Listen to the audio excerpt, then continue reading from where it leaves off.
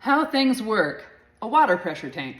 I just happened to be cutting one of these open for a project, and I'm like, hey, what a cool opportunity to show people what's inside one of these things and how they work. Now, I am no expert, and maybe you don't care about this because you don't have this type of system in your house, but isn't it kind of cool to know how some things work? And to me, this is the sort of like basic understanding of a thing that it counts as primary experience for you to be able to understand something else in your life. Like, for example, pumps. Nobody really knows how a pump works anymore because they don't take them apart, and we don't pump water with an actual water pump. We don't have the primary experience of seeing a pump, even though we use the term pump all of the time. This was actually discussed in a chapter in Richard Louve's book, Last Child in the Woods, where he talks about the problem of nature deficit disorder. So it's in the context of like people just don't put their hands on things anymore. And this was long before computers were a thing. He was concerned that people weren't going out in the woods and understanding the physics of stepping on a branch or what happens when you pry things. He meant the actual practical experience of living. Anytime I get the chance to have a better understanding of like a basic principle on how our world works, I want to grab it. And this is one of them.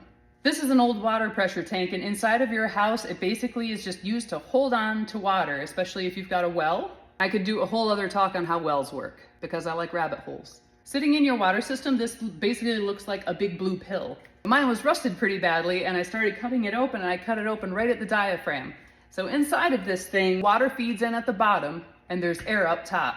And the whole thing's main job is so you don't burn up your pump. The way you get water into your house is they sink a pump down into your well, which always pumps water into your house. Always pumps water into your house. So imagine you're gonna turn a tap to start your dishwasher or take a shower. Or every time you turn a tap on, every time you go to turn on your hose, the pump is going to kick on. Every single draw, your pump is going to kick on. How many times do you access your water in just one day?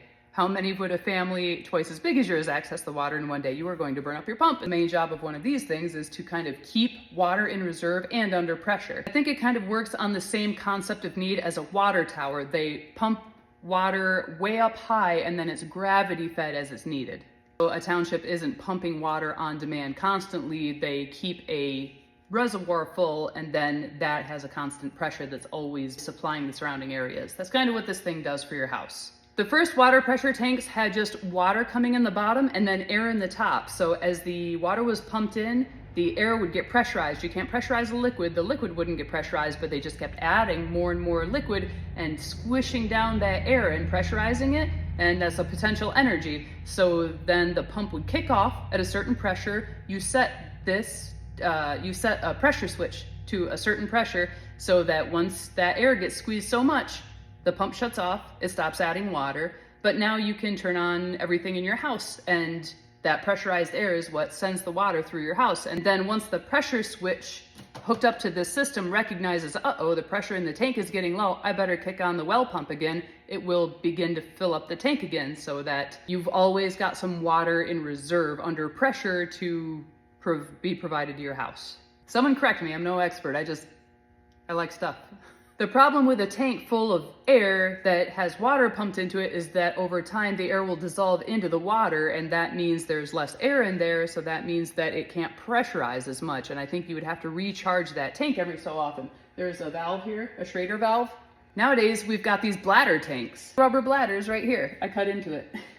There's a rubber bladder adhered onto the inside of like this welded area so as to separate the water and the air. Now the air can't dissolve back into the water. The water comes in the bottom and fills up and pushes the bladder up. Boop. Meanwhile, the air up top is being compressed. Then again, as soon as that limit switch is flipped, the pump shuts off and it's just held there. So now the pressure of the air can supply your house. So you're not burning up your pump and you've always got a little bit of water under pressure in case, you know, somebody is trying to wash a few dishes while somebody else is in the shower and somebody else flushes the toilet. Or if the power goes off. If you've ever wondered why you can still get a supply of water even after the power is shut off and your pump is clearly not working, it's because you have a finite supply of pressurized water already at the ready, even in a power outage, but it won't last long. It never lasts long, right? If you've been in that situation. I plan on plasma cutting this and it's gonna smell terrible. It already smelled bad when I used my cutting disc. It's a really thick rubber. Until I cut it open, I'm not gonna be able to remove it. Probably draw on my pattern, cut out the windows. It's gonna be a fire pit. You're gonna be able to access it on 4 different sides. Cut out my windows, go in, find a way to peel that diaphragm off so that I don't smell burning rubber and smoke out my block. I stopped using it years ago and it's been sitting behind the garage for all that time, so it's probably seen better days. Yeah, I'm gonna... Wait, you heard me use the term Schrader valve? It's the same thing as on your vehicles. It's a pneumatic valve, an air valve.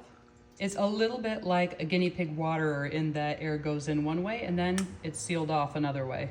Oh, here you go. So I was trying to come up with an analogy of how these things work. It does not work like an air compressor. Okay.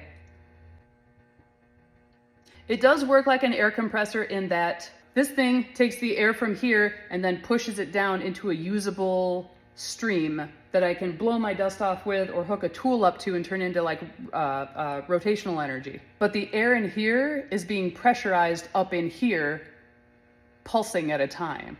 If you've ever heard an air compressor, it goes da-da-da-da-da-da-da-da really fast, and it's because there is an actual, piston going down up in there, at least in this one, and that's what compresses the air, and this is what evens it out, stores it and evens it out. A pump's primary purpose is to move your water from one place to another, where the primary purpose of that thing is to make potential energy for you to use. This is an energy source.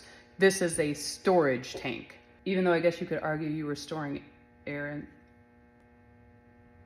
storing pressurized air for when I need it, storing pressurized water. I was thinking about bagpipes. When somebody is blowing on a bagpipe and I don't play the pipes, I'm just watching the guy play the pipes.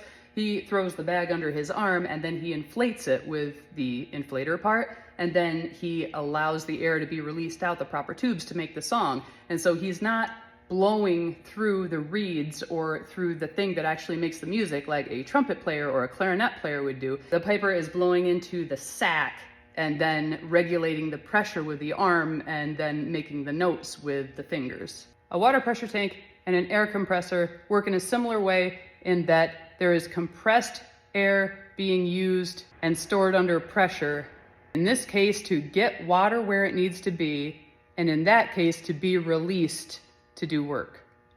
That's right. Someone tell me if I'm not right. That's that. Maybe I'll hold up the rubber bladder when I can get it busted loose. I started by opening up my little access port a little more with a plasma cutter.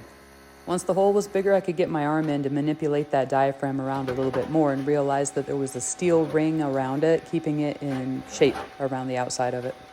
Fortunately, it had a split in it somewhere, so I could just kind of reef it out of there. This rubber bladder was really neat and mostly intact, and I kind of want to take it home and wash it up and see if we can play with it in the yard in summertime. The muddy sediment at the bottom of the tank smelled really nice, like the land that's up by my house. I did not realize there seemed to be some sort of thick plastic liner stuck to the bottom of the tank, probably to protect the plastic when it was in the down position. And man, was it stuck to the insides of the tank and then irreparably stuck to the center. It must be bolted down there or something. With some vice grips and sheer determination, I was able to remove it from the outside of the tank, but I couldn't get the pieces out without the help of a utility knife. That's it, I guess. The inside tour of a water pressure tank.